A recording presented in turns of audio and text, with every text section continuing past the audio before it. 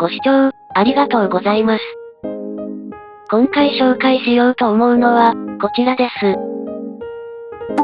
モチーフの見方と、絵の描き方、です。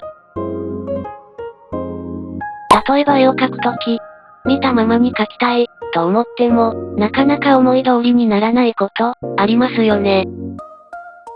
私は、ここに示した、二つのことが、大事だと思っていまして、描くときに意識しています。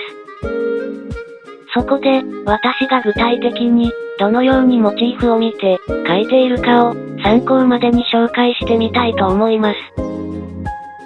今回使うモチーフはこちら。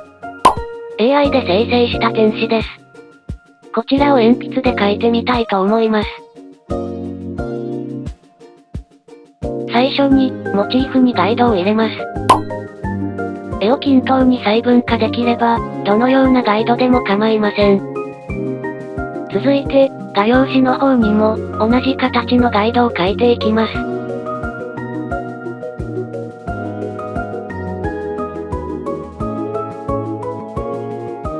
同じように、ガイドが描けましたね。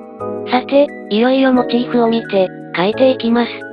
どこから描いてもいいのですが、例えば、モチーフの左上付近から描いていきましょう。それでは、どのように見ているかというと、こんな感じに見ています。この、黒で潰していない部分だけを見ていると、これが何であるか判別できなくなってきますね。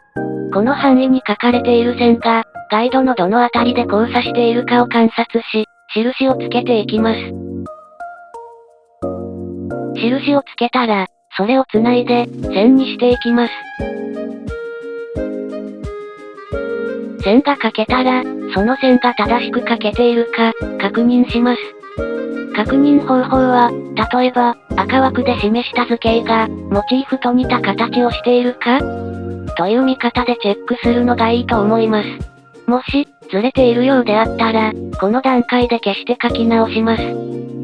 二つ目に示した図形で比較すると、結構ずれているのがわかります。ただ、書いている時は気づかず、動画編集の時に気づいたので、修正していません。慣れてきても、未だにずれていることが多いです。このずれの蓄積が、絵全体を歪ませることになるので、確認と修正の作業は、絵を描くスキルを上げるのに、非常に大切なことだと思っています。続いて他の箇所も、同じ方法で描いていきます。ちなみに、今回のようなガイドがあると、ずれている箇所を見落として、そのまま書き進めてしまっても、最後にどこがどのようにずれているかわかるので、役に立ちます。各箇所によって、線がぼかされて、グラデーションになっているところがありますが、鉛筆で濃淡をつけて書いています。また、もし難しければ、最初は何も書かなくていいかと思います。線の形状が複雑な時は、色の差が大きい境目など、目立つものを書いて、ズレの確認をしていきます。ここでは、書いている部分に、意識を集中するという目的で、黒で塗りつぶしていますが、要所で全体像を確認することは良いことです。ただし、鉛筆で線を描いているときは、モチーフの描いている部分に意識を集中すると、ズレが少なくなると思います。基本的に、ひたすらこの作業を繰り返していきます。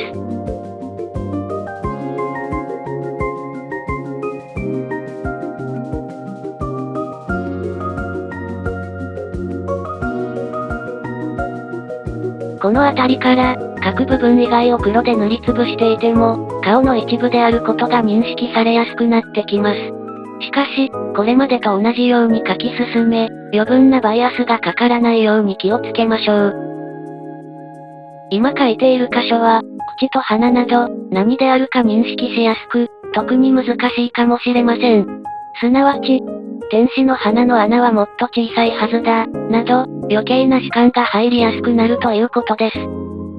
口の線と、鼻の穴と、ガイド線との距離がどのくらいかといったことだけに注意して進めていきます。続いて、目のある箇所を、同じやり方で描いていきます。今、目を描いているのですが、ずれていることに後で気づき、修正することになります。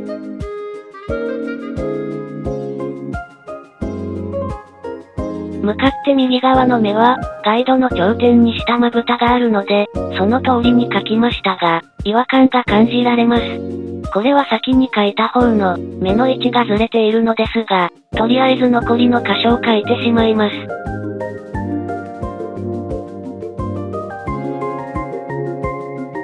これで、大体の箇所は、大きなズレなく描けているはずなので、モチーフの全体像を見ながら、線を整えています。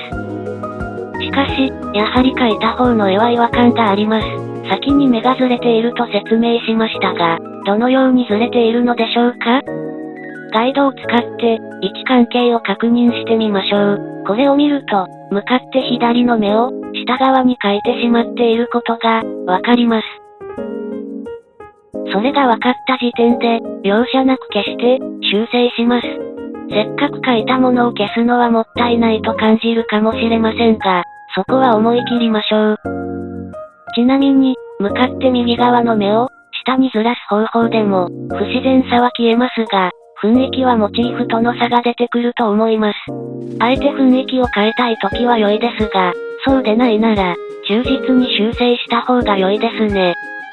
よく見ると、まだ少しずれているところがありますが、モチーフをそのまま絵に描くときの、私のやり方を紹介しました。今回は、私の、モチーフの見方と、絵の描き方、を紹介させてもらいました。大事なことは、余計な主観を入れずに観察して描くこと、描いた後にずれていないか確認して、修正すること、の、2つだと思っています。もし、参考になれば幸いです。それでは、最後までご視聴、ありがとうございました。